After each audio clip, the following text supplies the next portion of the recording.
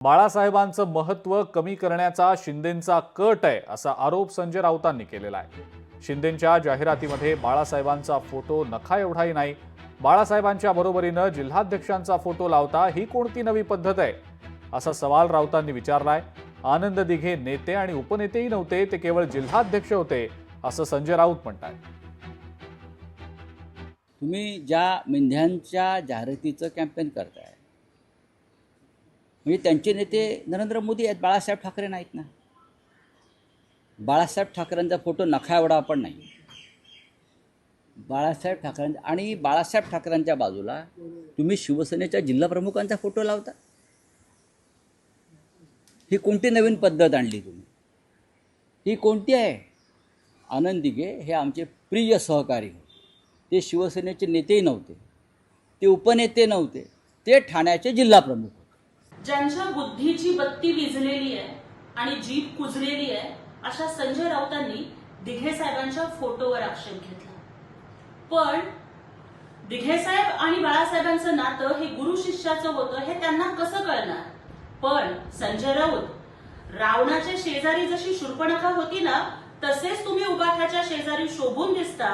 आणि शूर्पणखेचं जसं नाक आणि कान कापलं गेलं होतं ना, तसं येणाऱ्या स्थानिक स्वराज्य संस्थाच्या निवडणुकीमध्ये महाराष्ट्राची जनता तुमचं राजकीय कान, नाक आणि जीभ सुद्धा कापून काय करते हे तुम्ही लवकरच बघाल। ॲडव्हर्टाईज देणे किंवा ॲडव्हर्टाईजमेंटचा एखादा मजकूर कमी जास्त होणे, किंवा कधी कधी आपण छापण्यामध्ये फोटोमध्ये जे काय आपला भाव असतो, भावना काय आहे, भावना काय आहेत, वेगळ्या भावना आहेत का, चुकीच्या भावना आहेत का? हिंदू हृदय सम्राट बाळासाहेब ठाकरेजी सर्वांकरता आदर्श आहे, आमच्याकरता आदर्श आहेत। आणि आनंद दिघे साहेबांनी त्या ठिकाणी त्यांची फोटो लावली असेल, यांच्या पोटात काय दुखते आहे? यांच्या पोटात दुखण्याचं कारण काय? धर्मवीर आनंद दिघे साहेबांच्या कामाची, कार्याची उंची मोजण्याचं काम आणि पाप कोणी करू नये। कारण आनंद दिघे साहेबांनी जे जीवन समर्पित केलं ते फक्त आणि फक्त सर्वसामान्य लोकांसाठी, आणि म्हणून बाळासाहेबांवर देखील त्यांची आगाध श्रद्धा होती।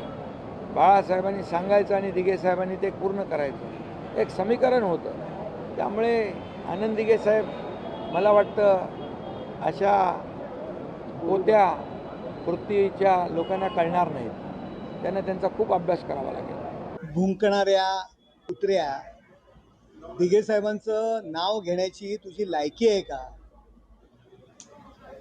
तुझी योग्यता काय? आज तुला या भाषेत, आणि माझं मीडियाला आव्हान आहे की ह्या भाषेतलीच प्रतिक्रिया तुम्ही दाखवा। भुंकणाऱ्या कुत्र्या, तुझी योग्यता आहे का? या धर्मवीर आनंद दिघे साहेबांनी तुला कशात वाचवलेलं आहे हे लोकांसमोर आणू का आम्ही? जर तुम्ही धर्मवीर आनंद दिघे साहेबांचे शिष्य असाल तर संजय राऊत यांचे पुतळे जाळा। तुमच्यात हिम्मत असेल तर, तुम्ही जर दिघे साहेबांना बाप मानत असाल ना, तर संजय राऊत यांचे पुतळे जाळा। लोकशाही मराठी ऐका, पहा, जागरूक रहा।